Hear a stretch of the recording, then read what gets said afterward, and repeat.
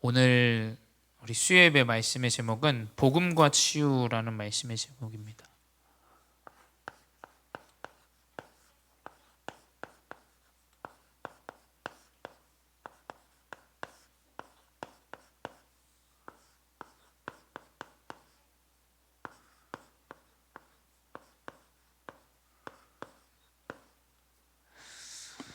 우리 복음과 치유라는 말씀의 제목으로 함께 우리 언약을 붙잡기 원합니다. 우리 어저께는 우리 유아, 유치, 또 초등 우리 교사 세미나가 진행이 되어졌고, 또 오늘은 우리 중고, 대학, 또 청년 우리 교사 세미나가 덕평에서 진행되어져서 우리 교사분들과 또 함께하는 시간들을 함께 나누고, 또 우리 성경학교와 또 여름에 우리 랩런트들 훈련을 놓고 같이 집중하는 시간을 가졌습니다. 계속해서 우리가 이렇게 교사들이 랩런트들을 향해서, 후대를 향해서 우리가 무언가를 함께 나누고 또 영적으로 집중하는 이유는 복음만이 치유할 수 있는 능력이 있기 때문입니다.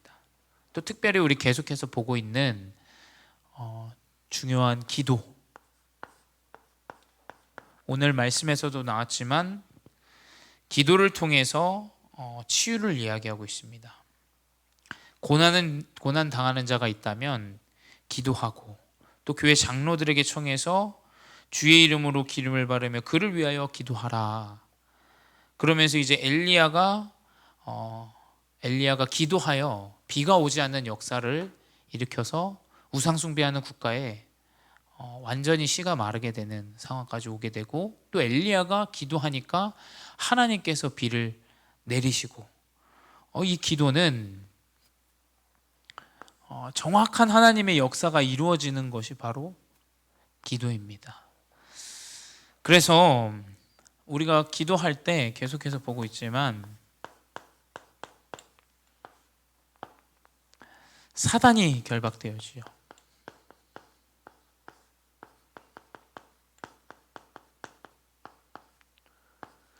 사단이 마태복음 12장 28절에서 29절에 기도할 때 흑암이 완전히 결박되어지는 것이 나오고 있죠. 또 우리가 기도할 때 사도행전 2장에 성령이 임하시고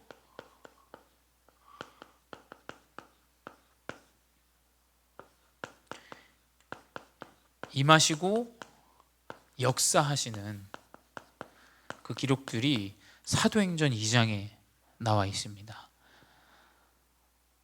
기도할 때 하나님께서는 성령이 그곳에 모인 제자들에게 임하시고, 성령의 역사로 이 복음 운동이 이어질 수 있도록 15나라에게 정확한 하나님의 역사들이 나타나죠.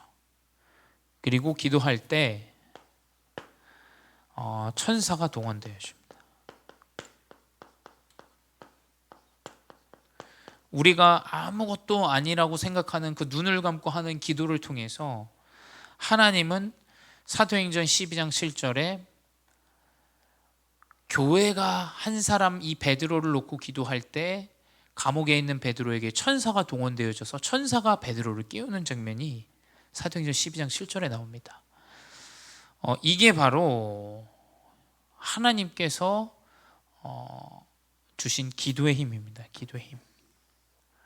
우리는 이번 주 강단의 말씀대로 이것의 증인이 되어야 돼요.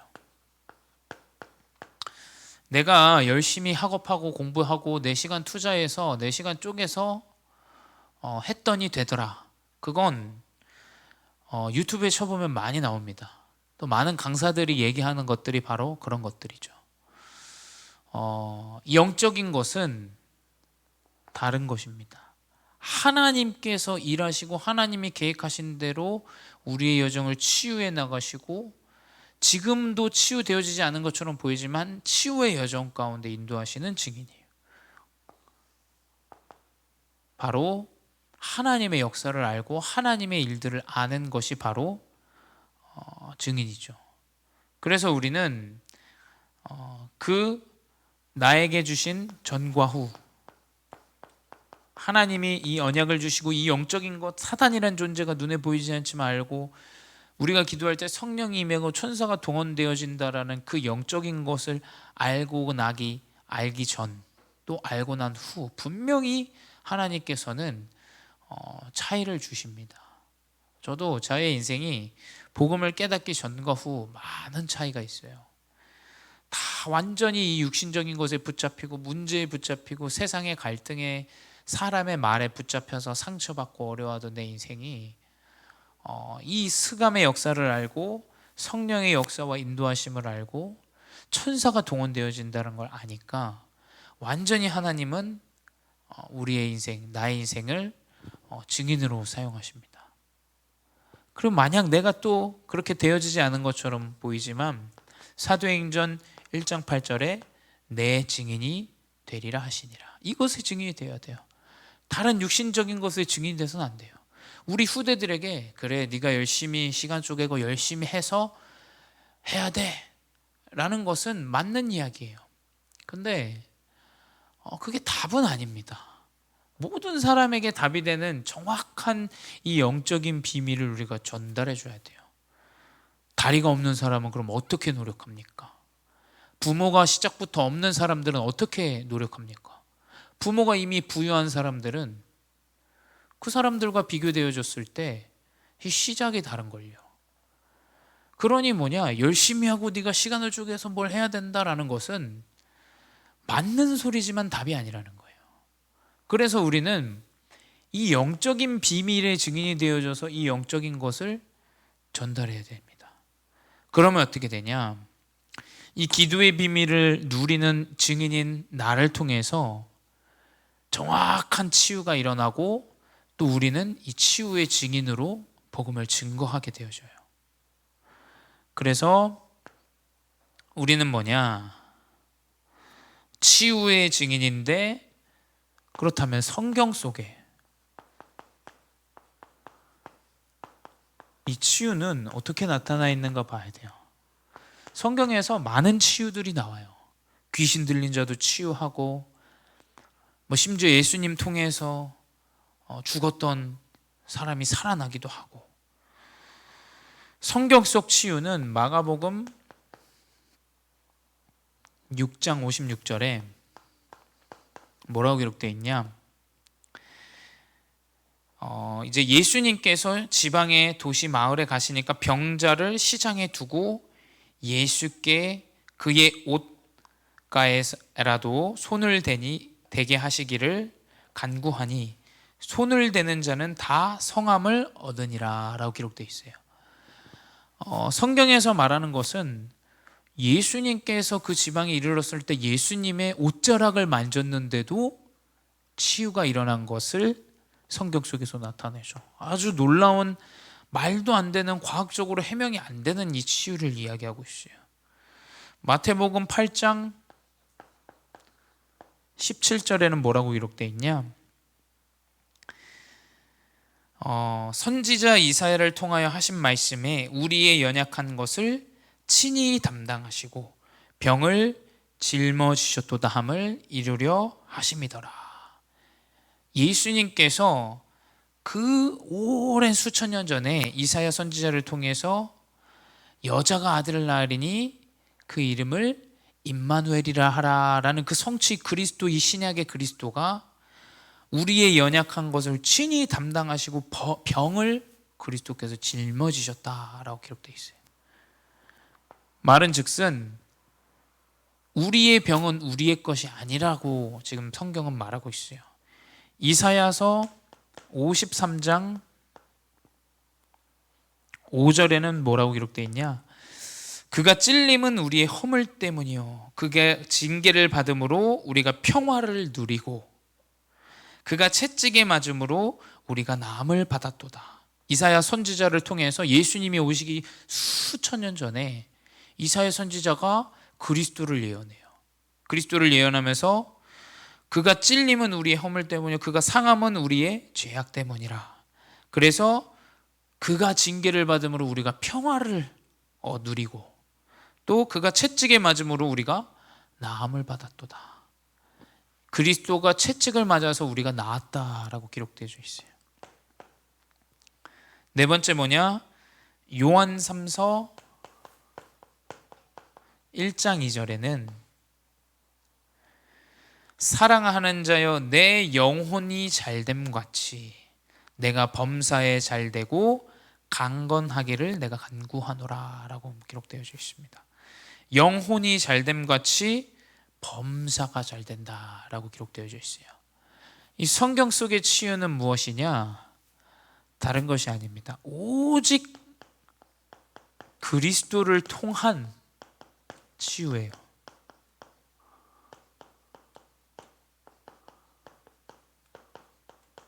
맞습니다. 누군가에게 대화를 해서 상담을 해서 조금 나아지는 현상은 일어날 수 있어요.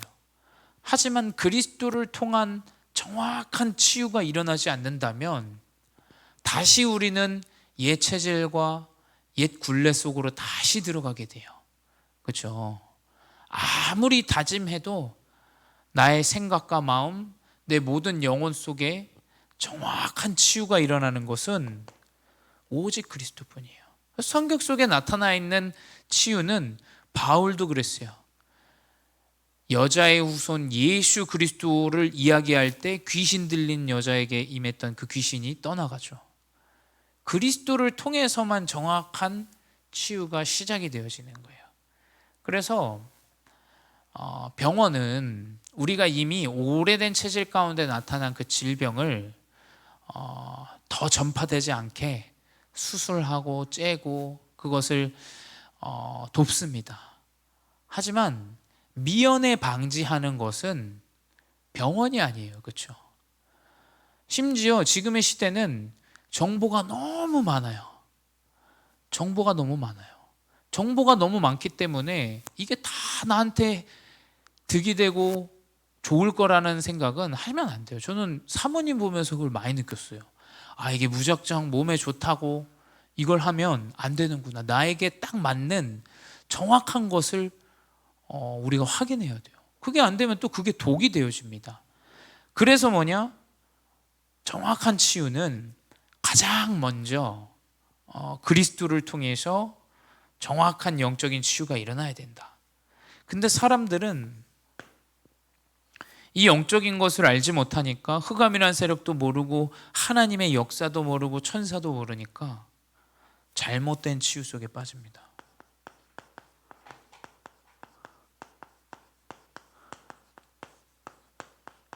어떤 식이냐? 거지들에게 밥을 나눠주고 빵을 나눠주면 그게 치유가 된다고 생각해요. 임시적으로는 배불릴 수가 있지만 그 사람을 오히려 그것은 바보를 만드는 거예요. 그 사람이 자립할 수 있게 만드는 치유는 절대 빵으로 밥으로 할 수 없어요. 부모가 없는 아이에게 부모가 없기 때문에 내가 경제적으로 너에게 얼마를 주겠다. 절대 답이 되어지지 않습니다. 그건 오히려 아이를 거지로 만드는 거예요. 잘못된 치유는 이런 식으로 지금 육신적으로만 사람들은 치유를 이야기해요. 어떤 치유냐? 영혼을 치유하지 않고 계속 다른 것들의 치유를 이야기해요. 영혼의 치유는 뭡니까? 요한복음 8장 44절에 마귀에 자녀되어져 있던 노예되어져 있던 이 상태에서 벗어나게 해줘야 돼요. 내가 성공과 내 육신과 물질과 혹은 나의 가장 연약한 그 상처, 우리 후대들 아주 많이 이 상처 속에 붙잡혀 있어요. 뭐 부모가 있으면 상처가 없습니까? 있어요. 더 많아요. 뭐 우리 가정이 부유하면 상처가 없습니까? 다 있어요. 부유한 집은 부유한 대로, 모자란 집은 모자란 대로 다 상처가 있습니다. 왜 그러냐? 가장 먼저 올바른 치유가 무엇이냐? 이 영혼을 치유해주는 치유가 시작되어져야 돼요. 사단에게 붙잡혀 있던 내 신분과 이 체질과 이 습관들에서 영적으로 치유되게 해야 돼요. 두 번째 뭐냐? 잘못된 치유는 뭐냐? 마음의 병. 이 마음의 병을 치유하지 않는 거예요. 사람들은 내 마음이 계속 슬퍼져 있고 불안해하고 염려돼요. 지금 이 시대는 더욱더 창세기 3장, 6장, 11장에 붙잡혀 있어서 불안하고 염려되고 걱정됩니다. 이것을 무엇으로 치유해줘야 되면 하나님의 말씀으로 치유해줘야 돼요. 하나님의 말씀은 영원하고 영영이 서는 이 말씀이 내 미래에 대한 불안함을 염려가 되는 그 사람에게 답이 되어줘요. 우리는 이 치유가 먼저 일어나지 않고 치유되어지는 것은 잘못된 거예요. 영적인 치유가 일어나고 마음과 생각의 치유가 말씀을 통해서 완전히 치유되어져야 돼요. 근데 사람들은 이 마음의 병 관심 없죠.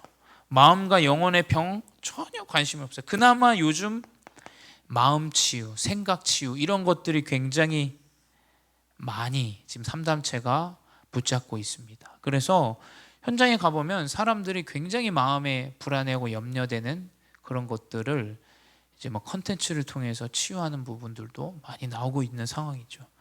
그래서 지금 이 마음의 병 치유까지는 많은 사람들이 좀 관심을 갖고 있어요. 근데 영혼이 치유되지 않고 이 마음의 치유는 답이 되어질 수 없어요. 왜냐? 눈에 보이지 않는 흑암이 존재하기 때문이에요. 그리스도가 아니면 사단의 자녀로 딱 붙잡혀서 살아가게 됩니다. 그래서 세 번째 뭐냐? 대부분 사람들은 이제 육신적인 병에만 집중해요. 육신의 이 병에 집중되니까 뭐 사람, 의사나 약에만 의존하죠. 의사가 틀리고 약이 틀렸다는 얘기가 아닙니다. 이 육신적인 의사와 약에만 치중되어진 치유는 다시 질병이 발병하게 돼 있어요. 내 마음과 생각이 불안하고 염려되는 그 상태는 의사가 바꿔줄 수가 없어요. 암, 스트레스가 원인입니다. 의사가 그 스트레스를 해소해 줄 수 없어요. 그렇죠? 약이 그 스트레스, 내 마음과 생각에 불안하고 염려된 그것들을 치유해 줄 수는 없습니다. 그렇죠? 근데 대부분 사람들이 잘못된 치유 가운데 육신의 병, 그 오래되어졌던 나의 병, 그것 때문에 완전히 눈이 멀어버리고 이 오래된 이 질병을 치유하기 위해서 육신의 것에만 매달리고 붙잡히게 되죠. 그래서 그런 가운데 이제 완전히 오래된 이 미신,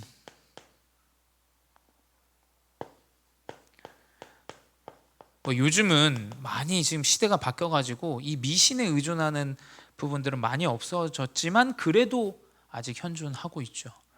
그래서 뭐냐?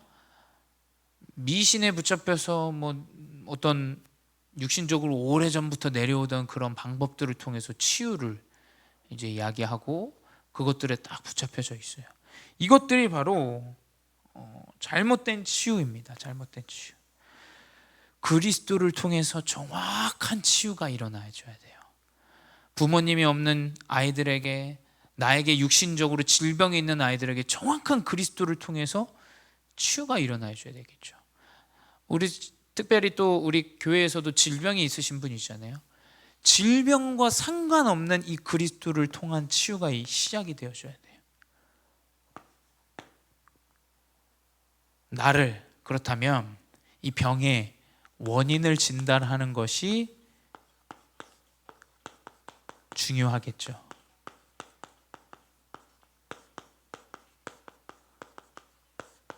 하나님은 우리에게 복음을 주셨어요. 복음을 주시고 이 복음을 누리는 기도 가운데 사단을 알고 성령의 역사와 인도하심을 알고 천사가 동원되어지는 이 영적인 비밀을 알고 있는 우리예요. 그렇다면 이제 나에게 있는 이제 이 병을 진단해야 되겠죠. 첫 번째 뭐냐? 생리적인 병이에요. 이런 병도 있죠. 나이가 당연히 나이가 들게 되면 노화가 오게 되고 그로 인해서 창세기 48장에도 10절입니까? 그 이스라엘 야곱이 나이가 오래돼서 요셉을 만나러 갔을 때 눈이 보이지 않더라라고 기록되어져 있어요.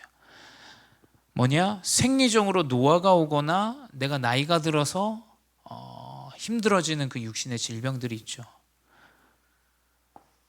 두 번째 뭐냐?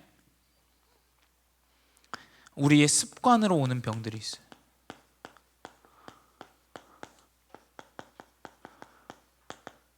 자, 생리적인 병은 원래 인간이 창조가 그렇게 되어 있기 때문에 그것은 순리대로 따라가는 겁니다.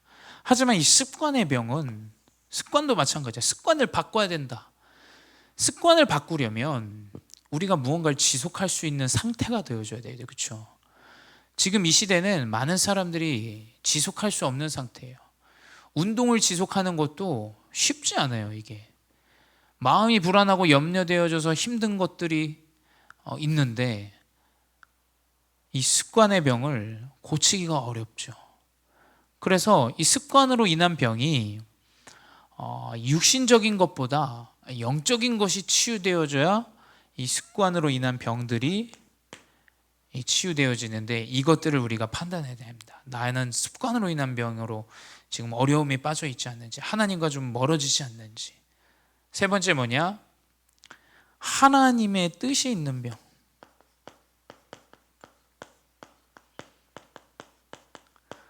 성경에는 하나님의 뜻이 있는 병이 있다라고 기록되어 있어요. 고린도후서 12장 7절에 보게 되면 이제 바울의 얘기입니다. 바울이 뭐냐? 여러 계시를 받는 것이 지극히 크므로 너무 자만하지 않게 하시려고 내 육체에 가시 곧 사탄의 사자를 주셨으니 이는 나를 쳐서 너무 자만하지 않게 하려 하심이라 라고 되어져 있죠. 하나님의 뜻이 있는 병은 뭐냐? 바울도 마찬가지야. 바울은 정확하게 바울은 병이 있다라고 기록되어져 있는 것은 없어요. 근데 이러한 성경 안에 이 바울의 고백과 또 여러 저서들을 보게 되면 바울은 간질의 병을 가지고 있었다라고 이제 좀 알 수 있어요. 근데 바울이 하나님의 주신 이 병을 자만하지 않게 하려고 나에게 주신 병이다. 여러분에게 자만하지 않게 하시려고 하나님은 하나님의 뜻대로 이 병을 주신 사람도 있어요. 우리가 정확하게 알아야 돼요. 내가 열심히 살아가지고 우상 숭배하고 이래서 질병이 온 것도 맞습니다. 하지만 하나님은 미리 앞서서 그 일을 통하여 하나님을 만나게 하시고 그 일을 통하여 자만하지 않게 하시려고 하나님의 계획 가운데 주신 병도 있다라는 거예요. 네 번째 뭐냐? 이제 죄로 인한 병이 있죠.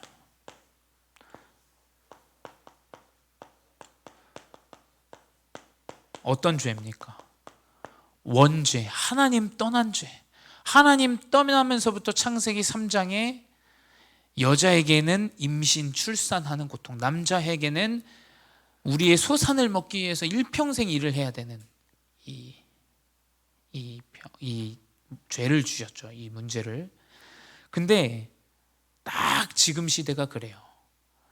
요즘 이혼에 관련된 그런 프로그램들, 그 커플 이혼에 관련된 사람들의 내용들이 이제 TV에 많이 나오게 돼요. 얼마나 많은 사람들이 있으면 이것이 컨텐츠화가 됐을까요? 근데 대부분 뭐냐? 여자는 아이를 낳고 내가 아이를 케어하면서 나에게 온 그 내 직업과의 이제 이 멀어진 이 격차. 남자는 그 사람들을 먹여 살려야 되니까 열심히 일해야 되는 이것들 가운데 오는 이 갈등들. 이게 다 어디서 왔습니까? 하나님 떠나면서부터 이제 오게 된 거예요. 그래서 저는 요즘 TV 보면서 너무 많다. 창세기 3장에 이 하나님 떠난 원죄로부터 온 이 저주 가운데 지금 시대가 어떻습니까? 결혼 안 하고 자녀 낳지 않고 열심히 자신의 육신을 위하여 사는데 이 시대가 완전히 병들어 버린 시대로 지금 전락해 버렸습니다. 조상의 죄 뭡니까? 우상 숭배로 인한 질병이 찾아오죠. 그 우상 숭배했던 집은 분명히 정신적인 이상의 문제들이 어떠한 것이라든지 분명히 있어요. 그래서 우상 숭배하니 많이 하는 국가들은, 저도 이제 아시아 밑에 지방들을 많이 가봤는데 그 아시아에서 우상 숭배하는 국가들은 다 정신적인 이 질병들을 다 너무나 많이 갖고 있어요. 그리고 뭡니까? 자범죄. 그로 인해서 범죄가 일어나고 성적인 문제와 여러 가지 이제 질병적인 이 문제들이 계속해서 찾아오게 되죠. 이러한 죄들이, 이러한 병들이 있고, 다섯 번째 뭡니까? 이제 완전히 귀신이 씌이는, 귀신으로 인한 병.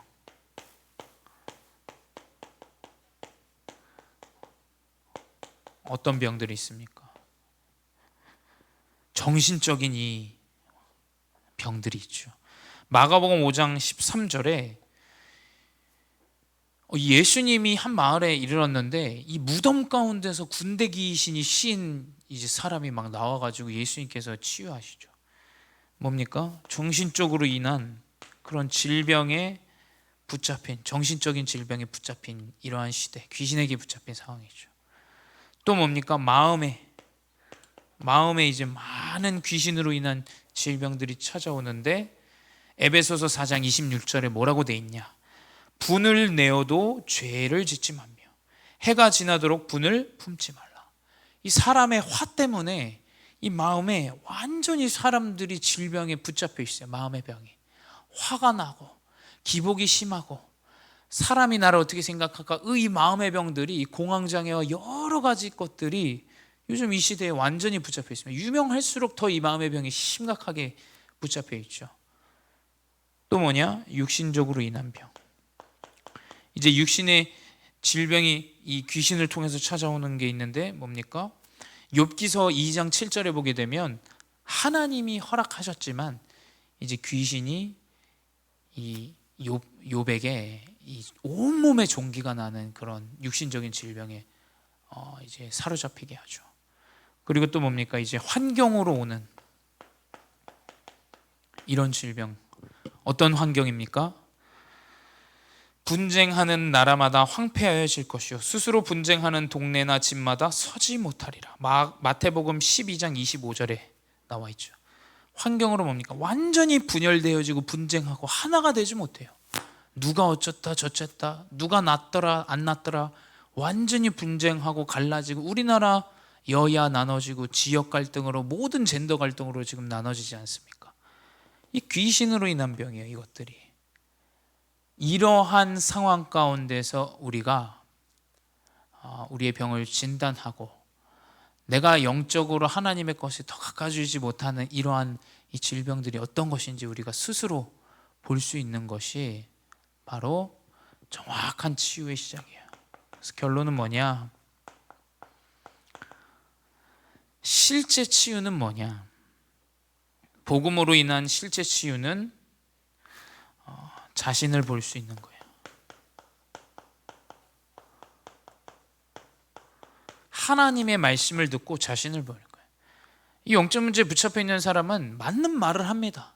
누가 실력이 어떻더라, 이 사람 이렇더라 저렇더라, 틀린 말이 없어요. 다 맞는 말이에요. 근데 뭐냐? 스스로를 보지 못해요. 스스로를. 그럼 어떻게 되냐?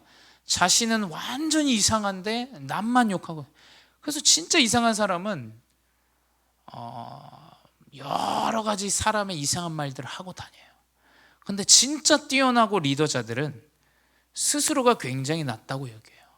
스스로가. 왜 그러냐? 자신을 보지 못하는 시대 되어버렸어요. 진짜 이 복음을 통한 치유는 뭐냐? 내가 보이는 거예요. 내가. 그래서 이 모든 것들이 기도를 통해서 하나님께서 복음을 깊이 누리게 하시고 치유되어지게 하십니다. 저도 완전히 저를 보지 못하고 제 인생 가운데서 불평불만하고 누군가를 질타하고 또 평가하고 그런 인생으로 살다가 하나님이 복음 만나게 하시고 하나님께서 내 생각과 마음을 치유하시는데 육신적으로도 하나님께서 치유하시더라고요. 실제적으로 운동도 지속하게 하시고 육신적으로 하나님 더 깊이 내 습관과 체질, 저도 잠이 굉장히 많은 사람인데 이 영적인 부분의 비밀을 알게 되면 하나님은 계속해서 은혜를 주시고 마음과 생각 가운데 치유를 이루어 나가세요. 그래서 이 영적인 비밀을 꼭 회복하시기 바라요. 그래서 이 복음을 통해서 정확한 치유, 정확한 기도를 누리는 우리 복음제일교회 제자들 되시기 바랍니다. 기도하겠습니다. 사랑의 하나님, 감사합니다. 우리 현장에서 하나님의 말씀을 누리게 하시니 감사합니다. 하나님, 예배자로 하나님 앞에 서게 하시고 하나님, 진정으로 우리가 하나님의 말씀을 통하여 치유의 증인이 되게 하시고, 말씀 속에서 하나님이 치유하시는 역사들이 회복되어지게 하여 주시옵소서. 지금도 살아계신 주 예수 그리스도의 이름으로 기도드렸사옵나이다. 아멘.